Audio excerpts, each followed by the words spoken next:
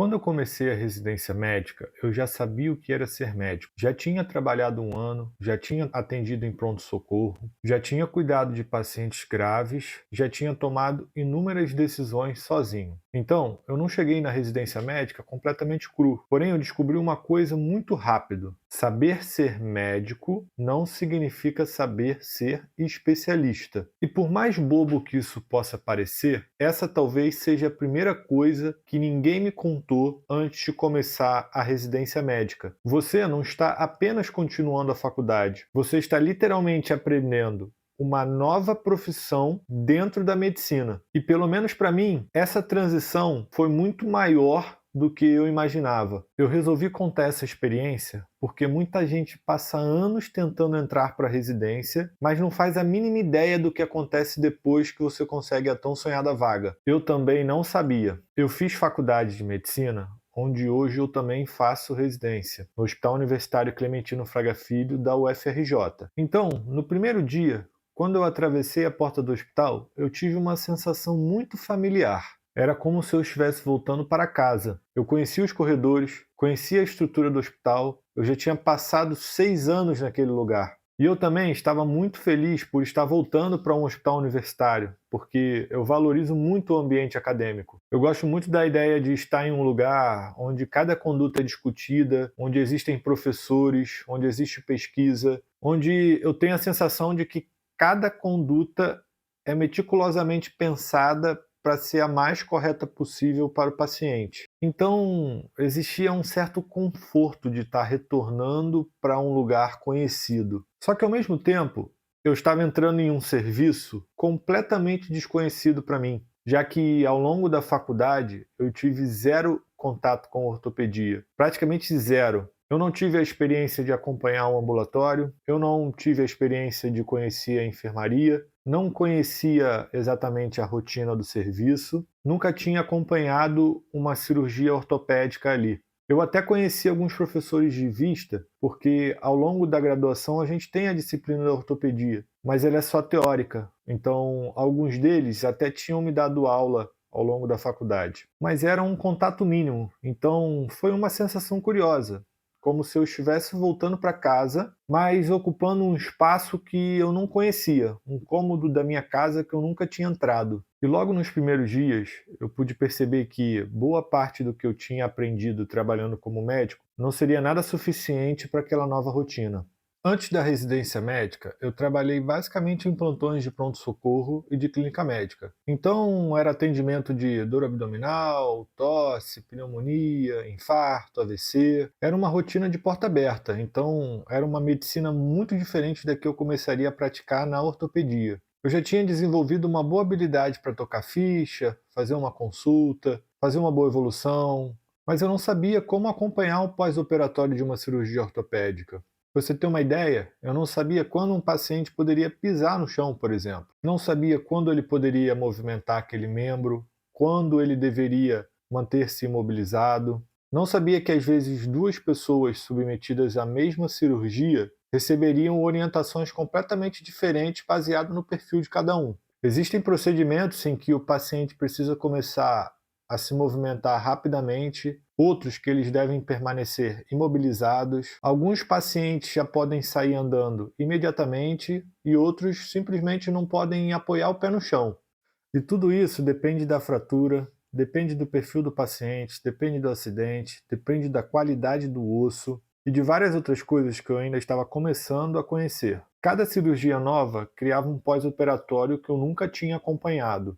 Cada paciente trazia uma pergunta nova, e foi aí que eu percebi que eu estava aprendendo uma nova linguagem. Eu sabia ser médico, porém eu não conhecia a linguagem da ortopedia. E existe uma contradição muito grande no começo da residência. Você sabe que ainda está aprendendo, porém o paciente já te enxerga como especialista. Por exemplo, quando eu entrava no ambulatório, o paciente não enxergava um médico que estava começando a aprender uma especialidade. Ele já entendia que ali na frente dele existia um ortopedista que estava avaliando a situação dele. É claro que na residência médica a gente trabalha sob supervisão. Todas as decisões importantes são discutidas com os preceptores. Eu não decidia sozinho quem seria operado ou não, mas a avaliação inicial era minha. Eu que conversava com o paciente, eu que examinava o paciente, eu que olhava os seus exames. E era a partir das informações que a gente recolhia, nós R1s, que o caso era passado para um ortopedista mais experiente e a partir daí a gente começava a discutir sobre aquela situação. Então eu comecei a perceber que, a partir de uma avaliação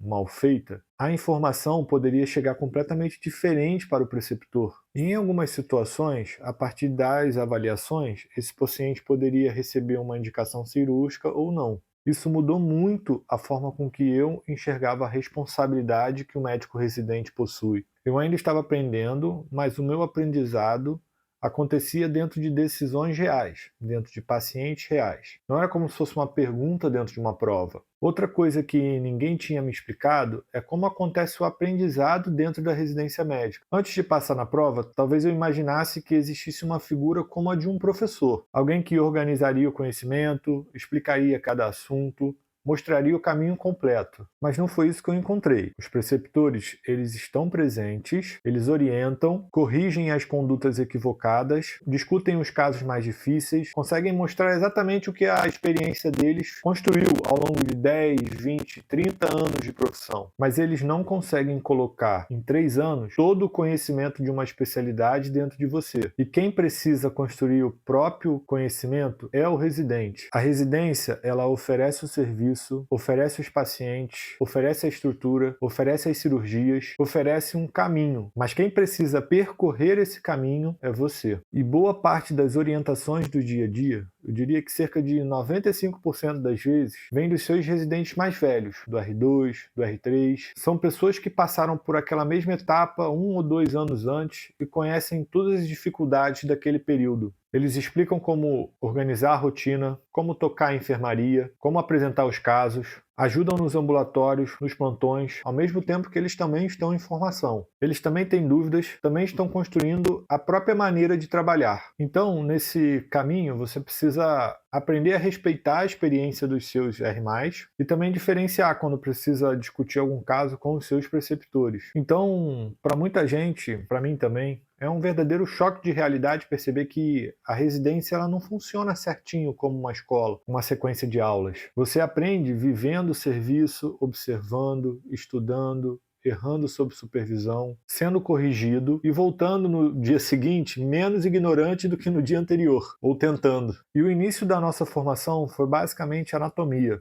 Nós tínhamos uma sessão clínica voltada apenas para os R1s, e depois uma sessão com todos os residentes. Eu precisei voltar a estudar praticamente toda a anatomia músculo-esquelética que eu havia visto na faculdade. Coisas que eu já tinha visto na faculdade, mas agora precisavam ser entendidas com uma profundidade totalmente diferente. Eu também percebi que eu não sabia praticamente nada sobre ver raio-x, sobre ver radiografias, não sabia identificar uma artrose direito, não sabia as características de uma fratura, não conhecia as classificações, não conhecia o tratamento e comecei a perceber uma coisa interessante.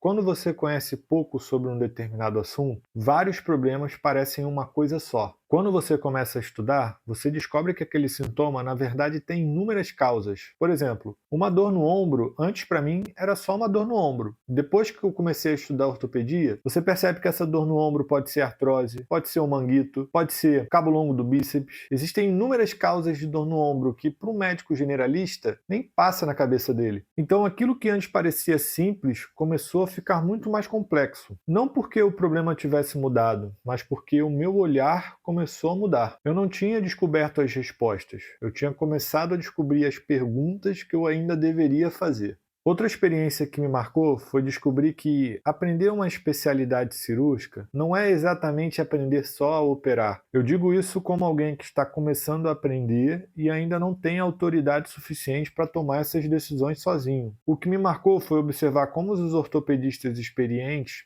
pensam em relação a determinadas situações. Eu me lembro de um paciente idoso que havia sofrido uma queda em casa e fraturado a parte proximal do húmero, próximo do ombro. Quando você olha uma fratura importante, a decisão mais lógica é pensar que a cirurgia seria a forma mais correta e completa de tratar esse paciente. Mas um dos meus preceptores avaliou essa situação não apenas do ponto de vista da fratura. Avaliou o perfil do paciente, o motivo da queda, se ele teria ou não capacidade de seguir o pós-operatório, inclusive o risco de novas quedas. E concluiu que uma cirurgia, colocar uma prótese naquele paciente, que na ocasião era a indicação da cirurgia, poderia criar um problema maior do que a fratura em si. A família inicialmente teve dificuldade de aceitar, e eu até compreendo. Às vezes, da forma com que você fala com o paciente, optar por um tratamento conservador pode parecer que você não está fazendo nada. Só que, na verdade, havia muito raciocínio por trás dessa decisão.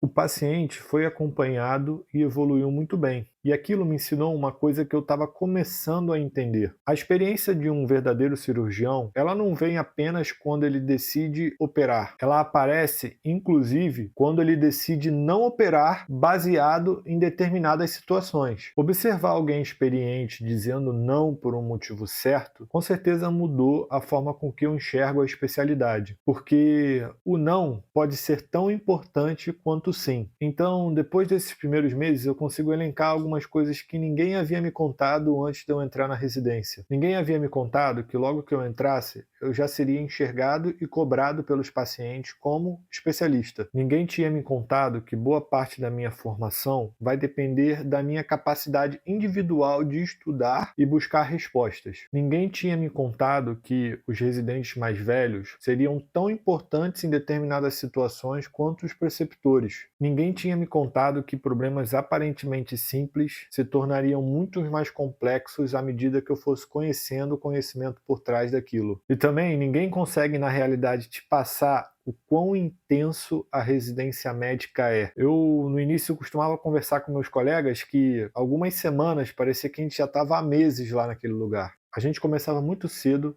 passava o dia inteiro no hospital, chegava em casa cansado e ainda precisava estudar para o dia seguinte. Mas também ninguém tinha me contado o quanto que é possível crescer em tão pouco tempo. Para alguém disposto a crescer, a residência médica é um período de transformação enorme. Você ainda é jovem, ainda tem o vigor para aguentar uma rotina pesada, porém já tem bastante maturidade em relação à época da escola ou à época do início da faculdade. Você começa a conhecer melhor os seus defeitos, começa a entender melhor o que você quer, e mesmo com todas as inseguranças, você começa a direcionar melhor o seu esforço. Depois desses primeiros meses, acho que existem algumas coisas que eu gostaria de ter entendido antes de começar a residência. Passar na prova da residência não significa que você está preparado para exercer exatamente aquela especialidade. Significa que você conquistou a oportunidade de começar a aprendê-la. Parece uma diferença pequena, mas não é, porque você entra e a chefia não espera que você já saiba tudo. Ao mesmo tempo que também não existe espaço para você ficar esperando que alguém te carregue pela mão e te ensine tudo. Você precisa aceitar que vai começar sabendo pouco, precisa ter a humildade para saber que ainda vai ter que aprender, precisa ter a humildade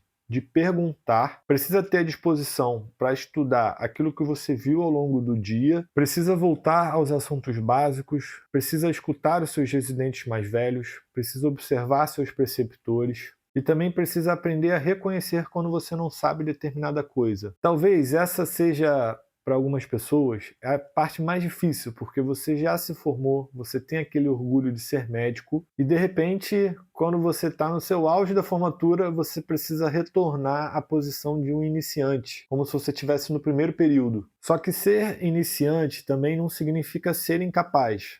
Significa que você está no início da formação de alguma coisa. O problema não é não saber. O problema é não saber que não sabe ou não fazer nada para mudar essa realidade.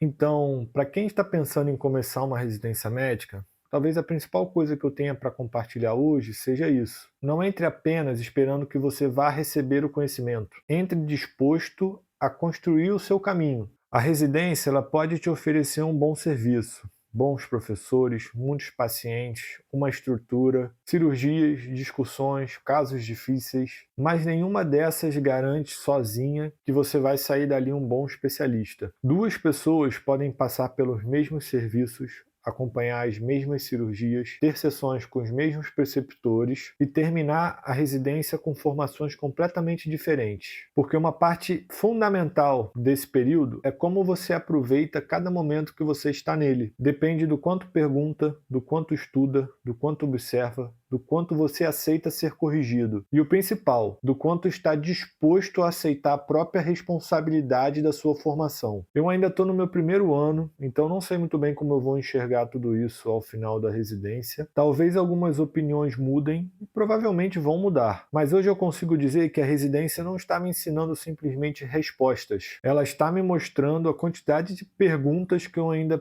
preciso fazer. E eu acho que é aí que a formação realmente começa. Você entra na residência porque passou numa prova, mas você se torna especialista pelo caminho que você decidiu trilhar e a forma com que você percorreu ele. E é esse processo que eu quero tentar mostrar aqui. Não para uma pessoa que já sabe, mas para acompanhar o que acontece quando alguém percebe que realmente precisa aprender e decide levar essa responsabilidade da forma mais séria possível.